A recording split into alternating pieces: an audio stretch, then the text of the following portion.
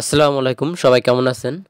তো মেটামাস্ক ওয়ালেটটা যখন আপনার যে কোনো ব্রাউজার, মেসেজ ব্রাউজার বা কি ব্রাউজারে ওপেন করবেন, কোনো এক সময় দেখা যায় যে সেই ওয়ালেটটা ওপেন হয় না, শুধু লোডিং দেখায়। আপনারা যদি এক্সটেনশনটা ওপেন করেন, ওপেন করলে আপনারা দেখতে পাবেন যে যখন ওপেন করার এখানে শুধু লোডিংয়ে হয়, কিন্তু এরকম পেজটা আসে না, পাসওয়ার্ডের পেজটা আসে না।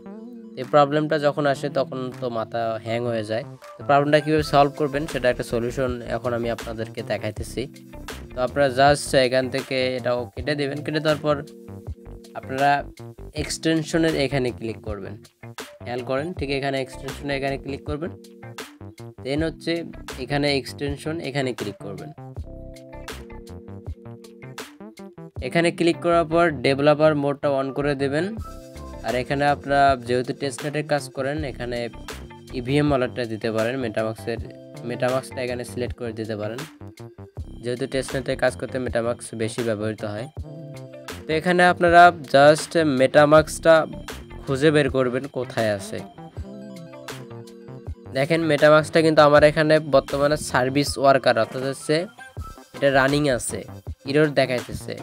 মেসেজ ব্রাউজারে মেটামাস্ক একটু ইরর দেখায়, এটা প্রবলেম, তাদের বাগের প্রবলেম।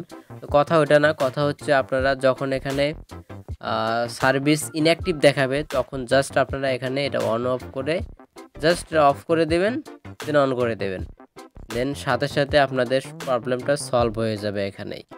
আর এখানে আরেকটা জিনিস আপনাদেরকে এক্সট্রা টিপস হিসেবে দেই, সেটা হচ্ছে আপনি এখানে যে নোটগুলোতে কাজ করেন, যে টেস্টনেটগুলোতে কাজ করেন, ঠিক এখান থেকে আপনারা অ্যাক্টিভ করে নিতে পারবেন যেগুলো আনঅ্যাক্টিভ আছে। যেমন কাইসার জেনারেল নোট বর্তমানে আমার নোটটা আনঅ্যাক্টিভ আছে। তো আমি যদি ঠিক এখানে ক্লিক করি, এখানে ক্লিক করলে কিন্তু আমার এখান থেকেই দেখেন নোটটা কিন্তু বর্তমানে এখন সার্ভিস ওয়ার্কারে রয়েছে, ইনঅ্যাক্টিভ ছিল।